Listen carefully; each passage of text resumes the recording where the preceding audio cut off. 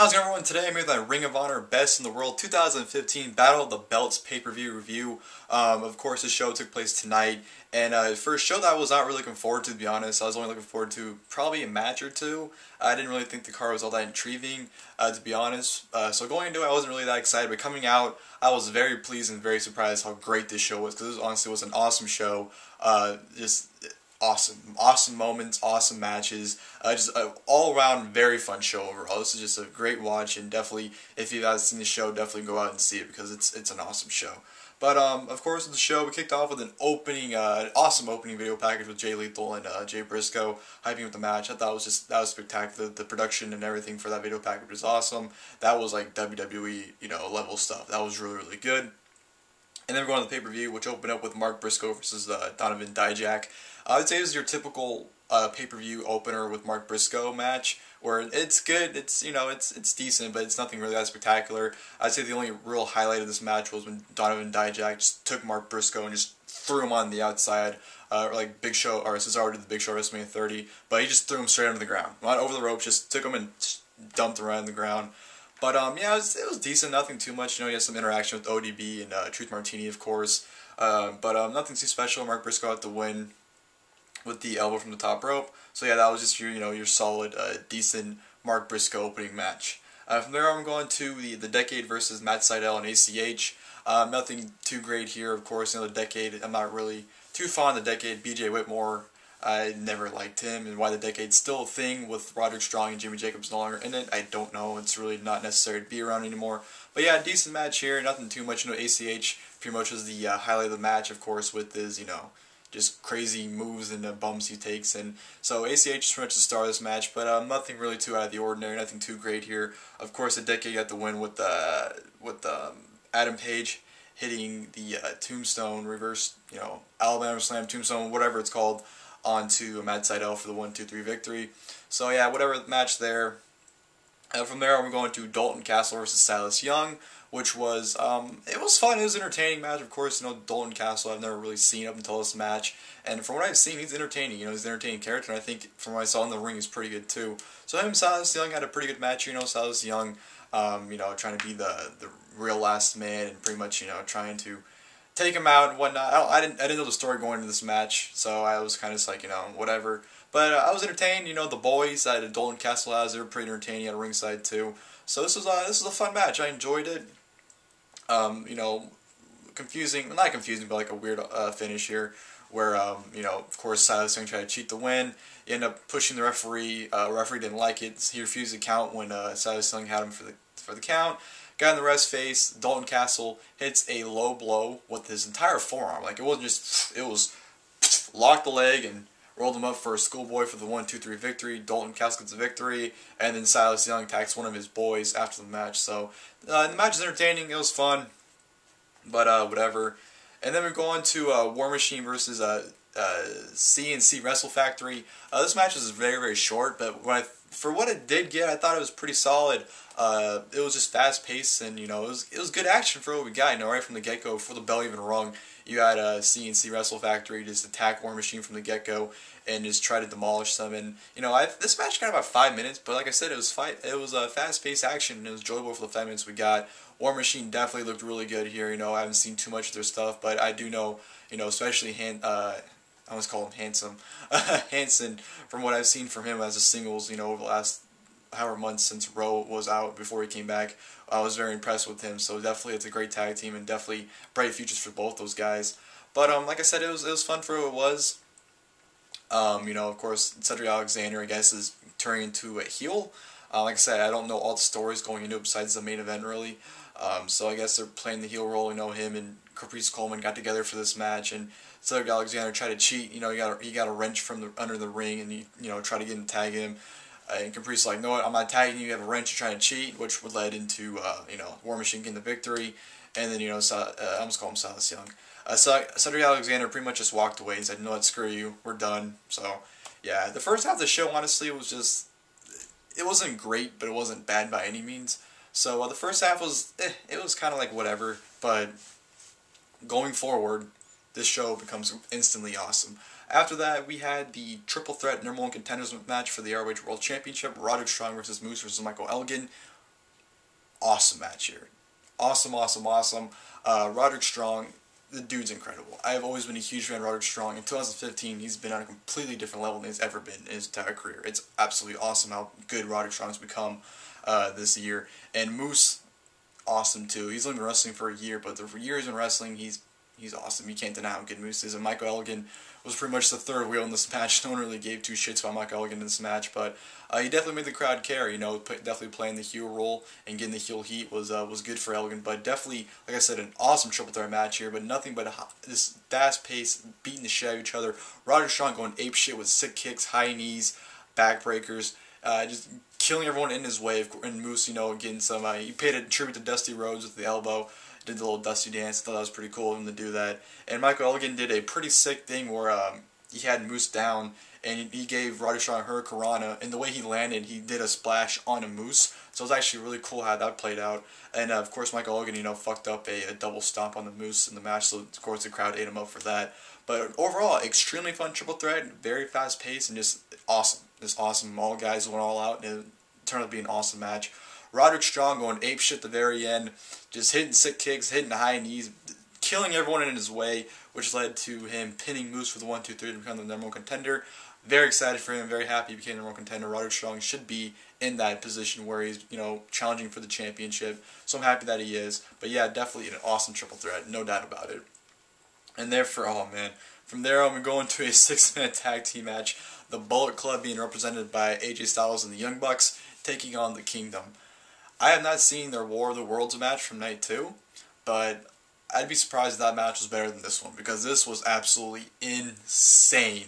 It was this spots, fast-paced, just so much fun to watch. I can't even describe you. I can't even tell you all the things that happened because so much happened in such little time. Sorry, I'm looking up. I see a spider right there on my wall. I gotta kill it after this video, of course. But just all-out craziness. The Bucks look like $1 million, no pun intended on the Bucks part. They're looking great as usual. Adam Cole, hadn't seen him in a while, so it was great to see him. It's so much fun, so much fun, and just the exchanges they were having too. They did a beautiful exchange with super kicks and, like, you know, dive on the outside, which led to super kicks from the Kingdom. Just the simple exchanges they were, you know, going back and forth with were just beautifully executed, which led to an amazing 6-man tag. Definitely my favorite match tonight, to be honest. But just, oh my god, it was all kinds of awesome. I can't even, you know, explain.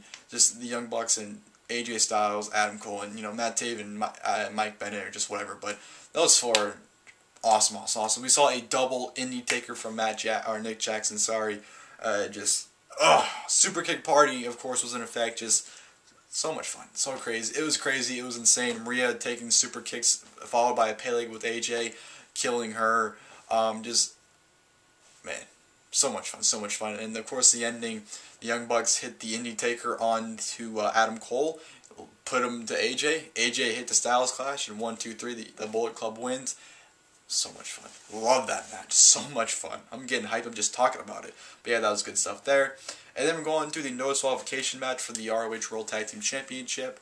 The Addiction versus the reDRagon. The reDRagon, apparently, not the reDRagon. But yeah, that was good too. That was a lot of fun. I really enjoyed it. You know, reDRagon and the Addiction. I haven't been too fond of them. I just feel like I've seen way too much of them, especially reDRagon. I'm actually glad they're not tag team champions anymore, because I just got tired of seeing them as tag team champions.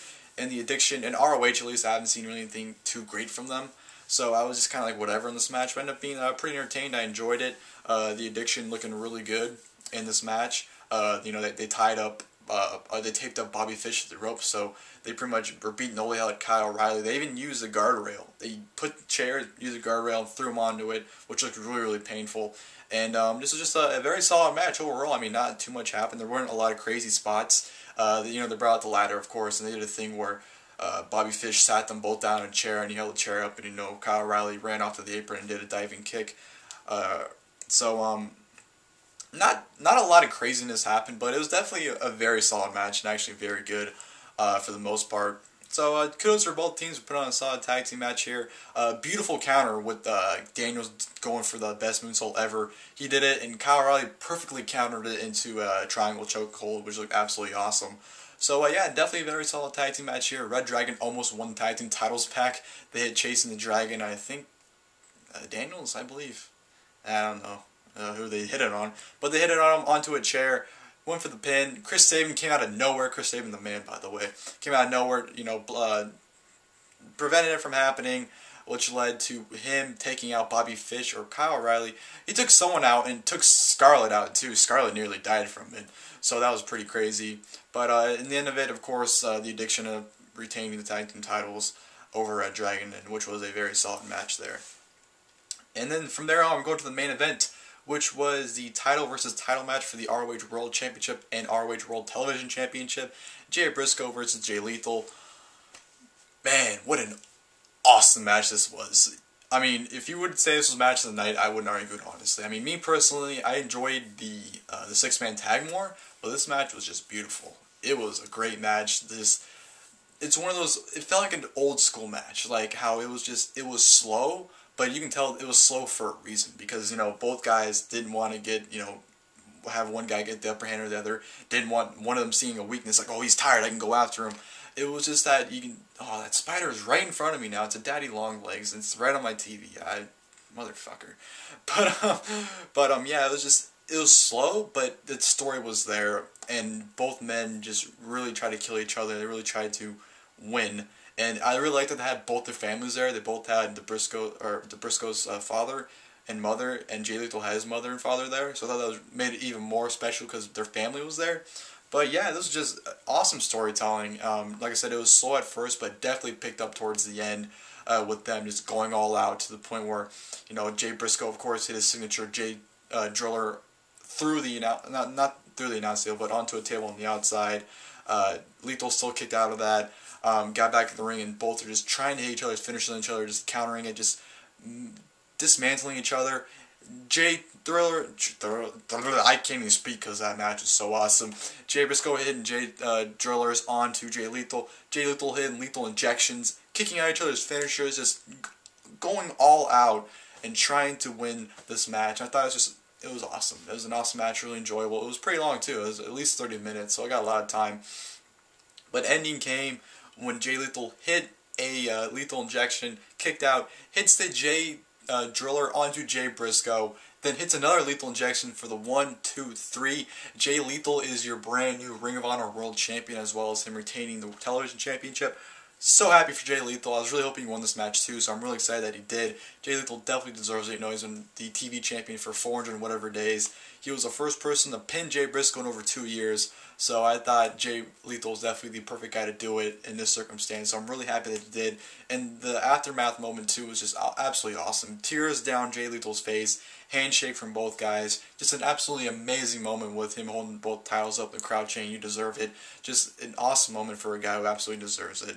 So just a great match too. Great match with an amazing post-match segment. So Best in the World 2015, like I said, awesome show. Go out of your way to see if you haven't so far. The first half was, I wouldn't say kind of rough, but it was kind of like, it was whatever. But the second half, must see. Every match was spectacular, I thought. It was definitely amazing, and this show, it really took the show to a brand new level. It was just an awesome show. Really happy I watched it, because I didn't watch Global Wars, unfortunately. So I really wanted to make a mission to watch this show, and man, I was really happy that I did. But yeah, that'll do it for the review, guys. Hope you guys enjoyed the video. Hope you guys enjoyed the show if you saw it. And until next time, I'll see you guys later. Thank you for watching.